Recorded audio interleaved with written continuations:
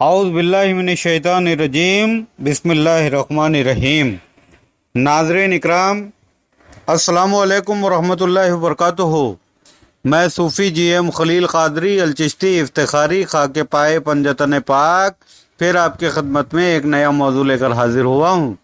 لیکن اس سے پہلے اگر آپ ہمارے چینل پہ نئے ہیں تو ہمارے چینل کو سبسکرائب کیجئے، لائک کیجئے، شیئر کیجئے۔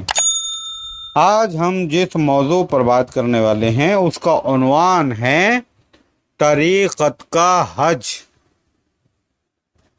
شریعت کا حج یہ ہے کہ شرائط و فرائض کے ساتھ حج بیت اللہ کیا جائے، حتیٰ کہ حج کا ثواب حاصل ہو جائے۔ اگر شرائط کی ادائیگی میں کوئی نقص واقع ہو جائے تو ثواب میں کمی ہو جاتی ہے اور حج فاسد ہو جاتا ہے۔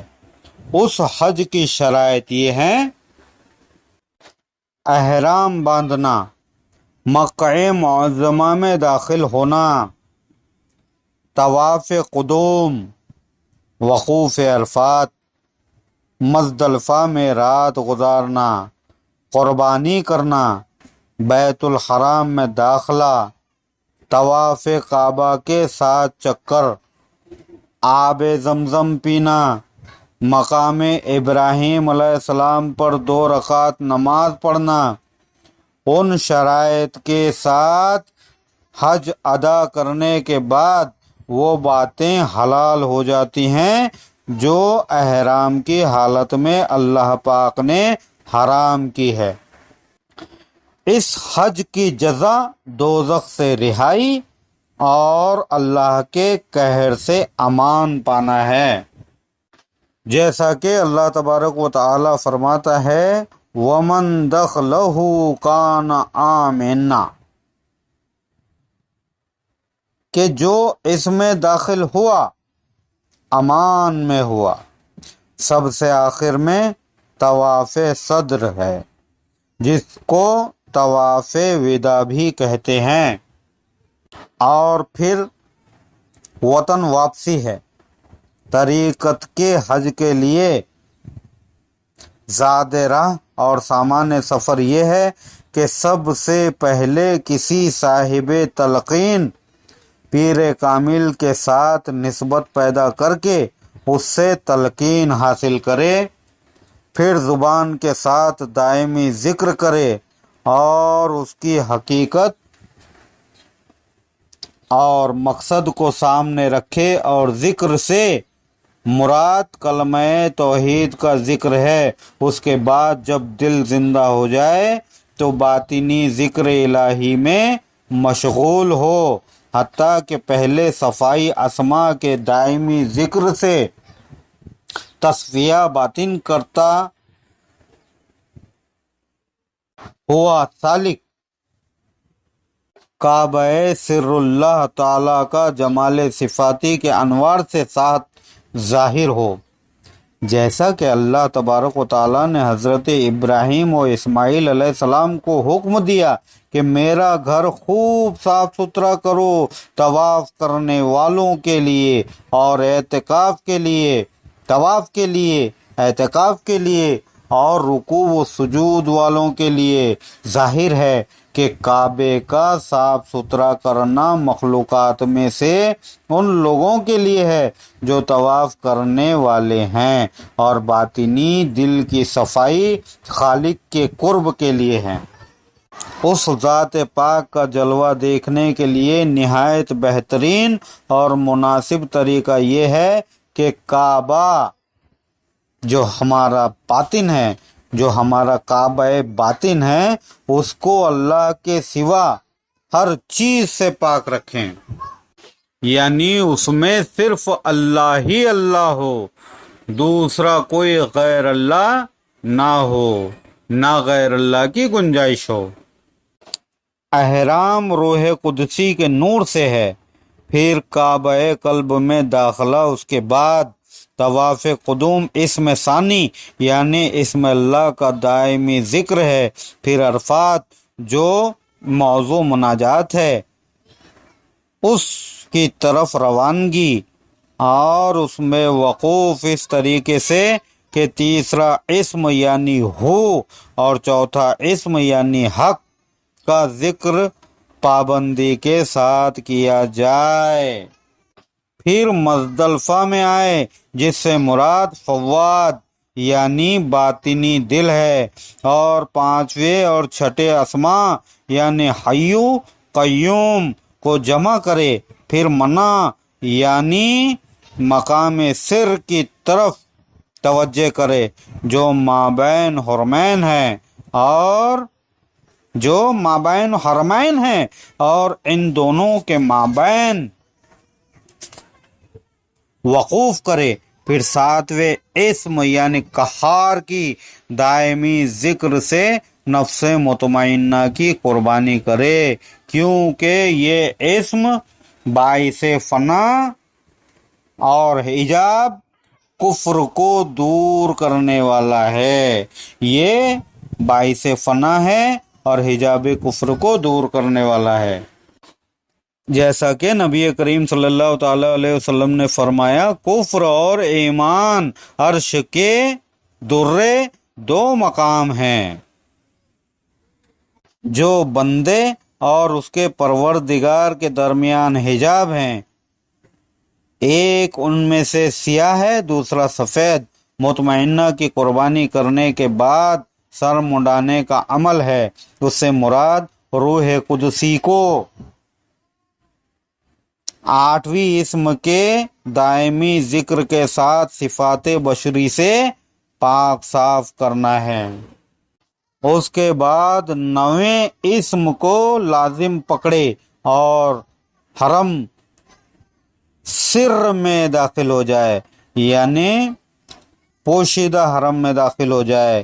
پھر اس مقام میں رسائی حاصل کر کے جہاں اعتکاف والوں کو اپنی بصیرت سے دیکھے اور 10ویں اسم کے دائمی ذکر کے ساتھ مقام قرب اور انس میں اعتکاف کرے۔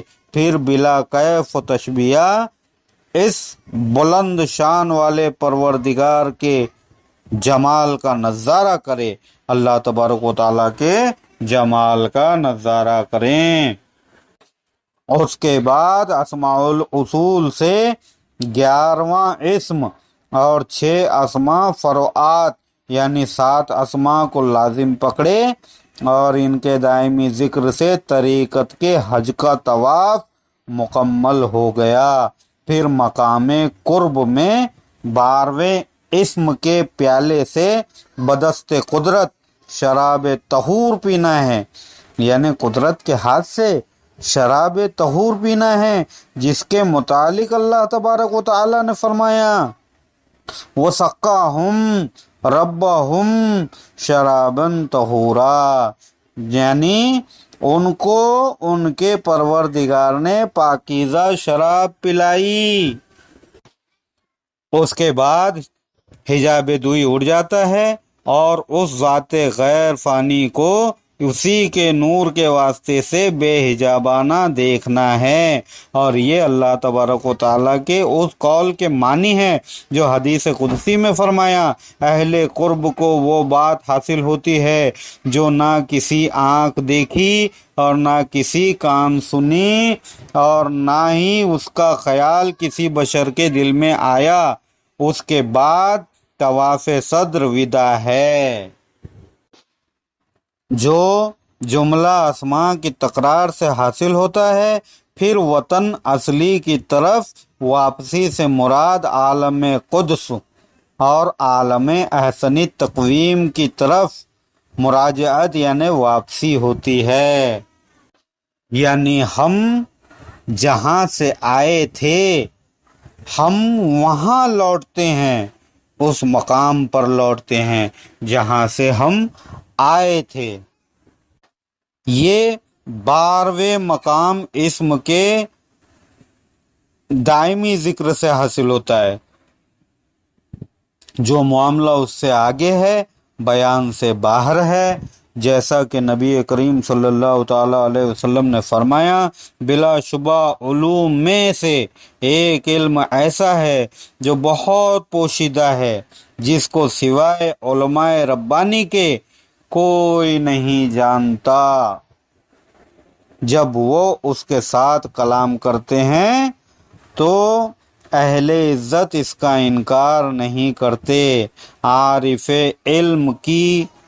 عارف کو چاہیے کہ علم کی تہ کو پہنچے، کیونکہ عارف علم کی تہوں تک پہنچتا ہے، تہ تک پہنچتا ہے، اس کا کلام اس کے حال کے مطابق ہوتا ہے۔ عارف کا علم اللہ تبارک و تعالیٰ کا راز ہے جس کو اس کا غیر نہیں جان سکتا، جیسا کہ سورہ حج میں اللہ تبارک و تعالیٰ فرماتا ہے، جس کا ترجمہ یہ ہے: اور جب ہم نے ابراہیم کو کعبے کی تیاری کرائی اور اسے کعبے کی جگہ بتا دی اور حکم دیا کہ میرے ساتھ کسی کو شریک نہ بنا، اور میرا گھر طواف کرنے والوں اور اعتکاف کرنے والوں اور رکوع و سجود کرنے والوں کے لیے ستھرا رکھ، یعنی صاف رکھ۔ اہل باطن فرماتے ہیں کہ گویا اللہ تبارک و تعالیٰ فرماتا ہے کہ اے انسان، اپنے دل کو صاف ستھرا رکھ، اس لیے کہ تیرا دل میرا دارالحکومت ہے، لہذا میرے سوا کسی دوسرے کو اس میں مت آنے دے، تاکہ تیرا دل میری عظمت و کبریائی کا مرکز بنا رہے۔ اسی لیے اللہ تبارک و تعالیٰ نے داؤد علیہ السلام کے ہاں وحی بھیجی کہ میرے گھر کو پاک اور صاف کرو۔ انہوں نے عرض کی، یا اللہ، تیرا گھر کہاں ہے؟ اللہ تبارک و تعالیٰ نے فرمایا، وہ میرے بندے مومن کا دل ہے۔ انہوں نے عرض کی، اسے پاک اور صاف کرنے کا طریقہ بتائیے۔ تو اللہ تبارک و تعالیٰ نے فرمایا، وہ عشق کی آتش سے پاک ہوگا، یعنی اس میں آتش عشق جلا تاکہ ماں سوا اللہ جل کر راکھ ہو جائے۔ مولا کریم ہر بندہ مومن کو اپنے اصل کی طرف، اپنی حقیقت کی طرف لوٹنے کی توفیق عطا فرمائیں اور قدم با قدم اس کی رہنمائی کریں اور قدم با قدم اس کی رہنمائی کریں، مرشد کامل کے توسل سے اس کے باطنی سفر کو کامیاب کریں۔ آمین ثم آمین۔